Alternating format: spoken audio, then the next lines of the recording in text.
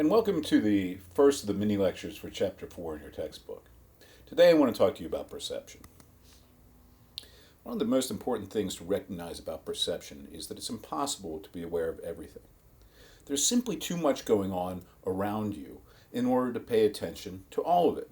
As a result, we have to figure out what we want to pay attention to. So, perception, as broadly defined by your textbook, is the process of using our senses to understand and respond to stimuli. There are 4 stages: selection, organization, interpretation, and negotiation. Let's talk about each one.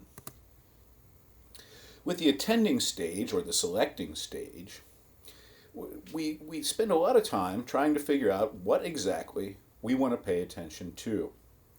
Because there's so much going on around us, we have to pick and choose what we focus on. When we do this, when we decide what we want to pay attention to, there are a lot of things that end up getting ignored. You'd be surprised, in fact, how many things you miss, even though they're right in front of your face, when you're paying attention to 1 or 2 things in particular. This video gives us a good example. Let's check it out.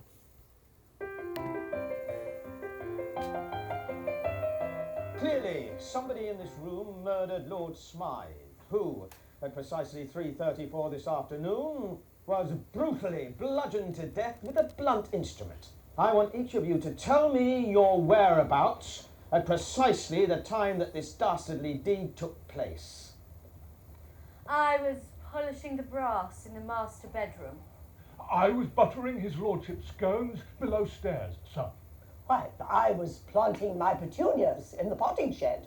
Constable, arrest Lady Smythe. But how did you know? Madam, as any horticulturist will tell you, one does not plant petunias until May is out. Take her away. That's right, madam. It's just a matter of observation. The real question is, how observant were you?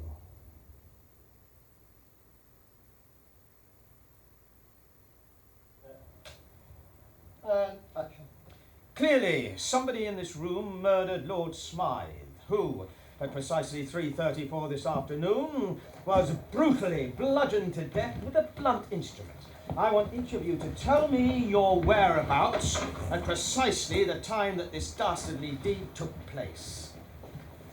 I was polishing the brass in the master bedroom. I was buttering his lordship's scones below stairs, sir. Why, I was planting my petunias in the potting shed.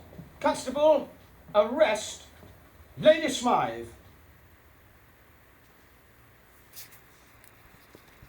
So you see, with this video, you choose to pay attention to the people speaking. And as a result, as you're doing that, you're missing much of what's going on around them. So this shows you, again, that even though all these different forms of stimuli are out there, we're only able to really focus on or concentrate on a select number of stimuli with any kind of efficiency. Okay, this video provides another example. It's kind of fun, but I'll let you watch that on your own time since this is a short lecture. So when it comes to attending or the selecting stage, there are some things that we pay more attention to than others. Generally, we're interested in intense stimuli. Things that are really bold, really bright. So bright colors, bold colors, loud noises, right? The more intense a stimuli is, the more likely we are to notice it. We're also likely to notice things that are repetitious. So, for example, the alarm that wakes you up in the morning, the ringtone of your phone, right? These are all repetitious stimuli that attract attention. Also, we tend to notice changes in stimuli if we're already paying some form of attention to them, right? So, for example, if there's a loud, repetitious sound like an alarm, we'll notice when that alarm goes off, right? Or gets turned off, I should say. Now, of course, our motives affect what info we select from our environment. So our motives, what we want to do, affects what we pay attention to. So, for example, if you're hungry and you're driving down the highway, you're probably going to notice every fast food place that you pass and every billboard for food. So again, your motivations affect what you pay attention to. Now, with this phase, one of the most important things to remember, if there's a major takeaway for the attending selecting stage, it's that selection involves both paying attention to things, so attending to stimuli, as well as ignoring stimuli. We can't pay attention to everything, and that's sort of the key principle at the heart of the attending selecting stage. Now, with the organization stage, we take the stimuli that we've selected, and then we arrange it in a meaningful way. We group things. And the way that we organize these things, or what we use to organize these things, are what we call perceptual schema. And these can include things like appearance, social roles, interaction styles, membership. So they're kind of rules of thumb for grouping stimuli, particularly when it comes to other communicators, other people. So appearance, for example, we look at someone and we sort of almost subconsciously group people, right? So male, female, young, old, student, teacher, wife, husband, son, daughter, lawyer, doctor. We look at people and we assign them to different categories. And we do this so that once the information has been selected and organized, we can then make sense of it. We can interpret it. So again, we can do this on appearance, on social roles, on interaction styles. Are people nice to us? Are they mean to us? Are they stuck up? Are they friendly? Oftentimes we do it with membership by things like religion or social groups or even teams, right? So people we group as Democrats or Republicans, as Catholics, as Muslims, as Jewish people, as immigrants, as Native people, right? There's all kinds of group membership categories that we organize people into. And again, we do this so that we can then move on and interpret their behavior and the messages that they're sending us. Now, one of the sort of the pitfalls, if you will, about the organizing stage is that sometimes we can get involved with stereotyping. And stereotyping happens when we organize or when we take these organizing schemes and we apply them too broadly. So your book defines stereotyping as exaggerated generalizations associated with the categorizing systems. And there are three signs or three characteristics of stereotypes. The first one is that you often categorize people based on easily recognizable characteristics. Skin color comes to mind, the language that they speak.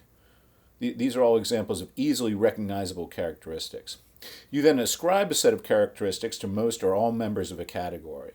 So we might make a generalization and say, for example, and this is true, that women generally have higher emotional intelligence levels than men. However, to say that every woman has a higher emotional intelligence than every man would be to ascribe a set of characteristics too broadly to all members of a category. And then finally, we take and we apply those characteristics again, across the entire category. So we might say, all women are better communicators, and then we say, oh, well, you're a woman, so you must be a great communicator. So see, at one point you're ascribing these characteristics, and then in the second step you're applying these characteristics to everyone, which simply isn't fair. It's not logically consistent. Now, of course, we know that stereotyping can cause problems with interracial communication, and this is something that we've seen a lot of, particularly in the news today. And this is one of the complaints associated with things like systemic racism, that institutions and the rules and the way that they function, right, their very operations, oftentimes are based on stereotypes, where they both ascribe and apply characteristics to all members of a category unfairly. Now, one thing we need to recognize, however, that stereotyping is not always the result of bad intentions. People don't always stereotype because they want to be mean or they want to do something that is inherently unfair.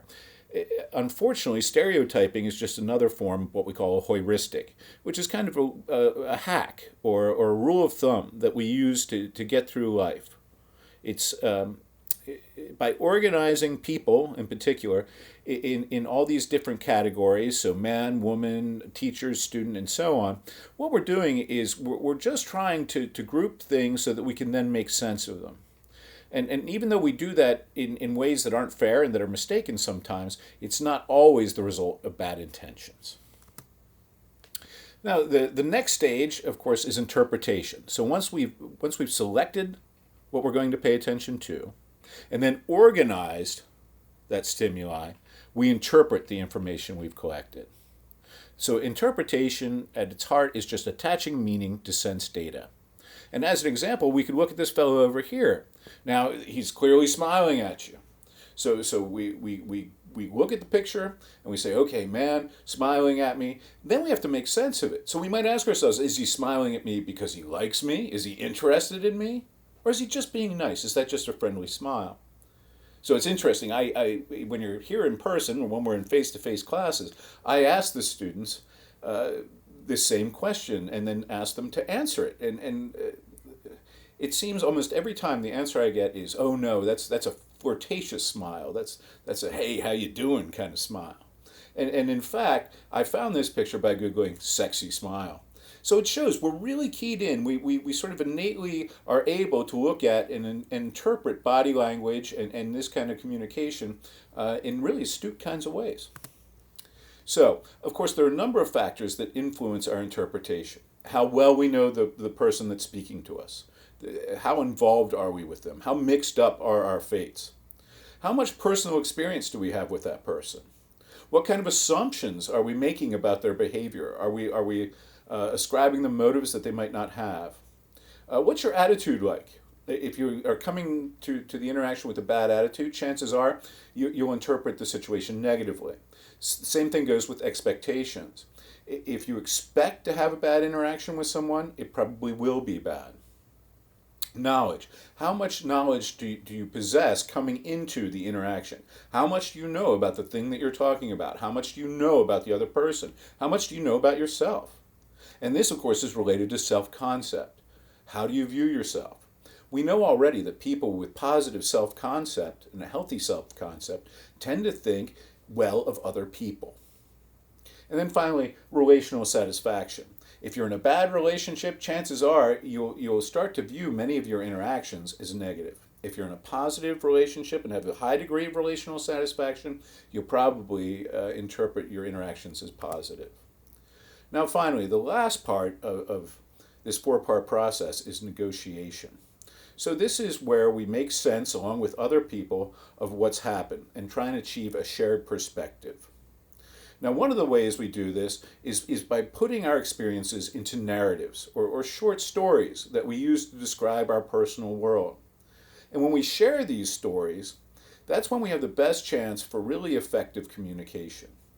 So when you think about it, our entire personal history, all of our experiences, are told through narratives, through stories. We even ask people when we meet them, so what's your story? Right? So this goes to show that we make sense of our experience by putting it in terms of a story, and then we share these stories with others.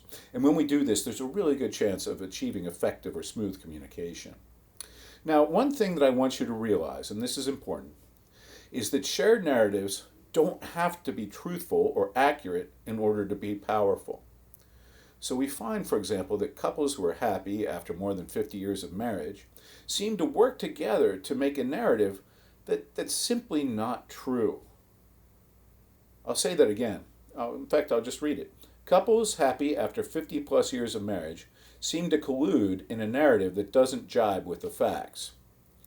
So in other words, what your book is telling you is that people who are happy over a very long period of time are both kind of delusional in a similar way. They're kind of living the same lie together. And although this might sound upsetting to you, the point is that sometimes not facing reality, particularly with another person, means that you might have a better relationship with them. All right, that's it for today. Thanks for checking out this short lecture.